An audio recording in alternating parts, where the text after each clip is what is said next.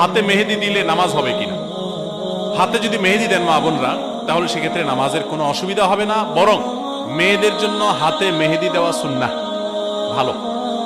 নবী করিম সাল্লাল্লাহু আলাইহি সাল্লাম কোন এক নারী কিছু একটা দিয়েছেন পর্দার আড়াল থেকে হাত দিয়ে বা কোনোভাবে, তো নবী সাল্লাল্লাহু আলাইহি সাল্লাম মহিলাদের ওই দিক থেকে দেওয়া হয়েছে কিন্তু হাতে মেহেদি নাই, এটা দেখে তিনি আশ্চর্য হয়েছেন যে কোনো পুরুষ নাকি সেখানে, মানে পুরুষের হাত আসলো করতে। তখন বলা হলো না, মহিলাদের হাত। তখন নবী সাল্লাল্লাহু আলাইহি সাল্লাম আশ্চর্য হয়েছেন। এই হাদিস থেকে বোঝা যায় মেয়েরা হাতে মেহেদি দেওয়া সুন্নাহ। অনেক মেয়েরা হাতে মেহেদি দেওয়াটাকে তারা মনে করেন শৌখিনতা, বিলাসিতা। তাদের এই সাজগোজকে ইসলাম পছন্দ করে, প্রশংসা করে, করবে, বিশেষ করে বিবাহিত নারীরা তো বটেই। বিধায় মেহেদি ব্যবহার করলে ওযু হবে, কোনো অসুবিধা নাই, নামাজও হবে।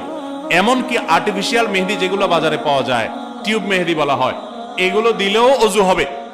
এগুলো দেওয়ার ফলে অনেকে মনে করেন ওযু হবে না, কারণ এগুলো দেওয়ার ফলে অনেক সময় এই মেহেদিগুলো খসে খসে পড়ে, চামড়া খসে পড়ার মতো।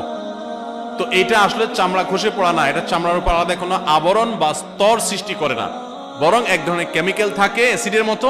এটার কারণে চামড়ার উপরে সূক্ষ্ম লেয়ারটা, যেখানে বেশি মেডিসিন পড়ে সেখানে একটু খসে পড়ে। এর কারণে আলাদা লেয়ার যেহেতু হয় না, অতএব এগুলো দিলে ওযু হবে, নামাজও হবে। মেহেদি ব্যবহার করতে পারেন, কোনো অসুবিধা নেই। এবং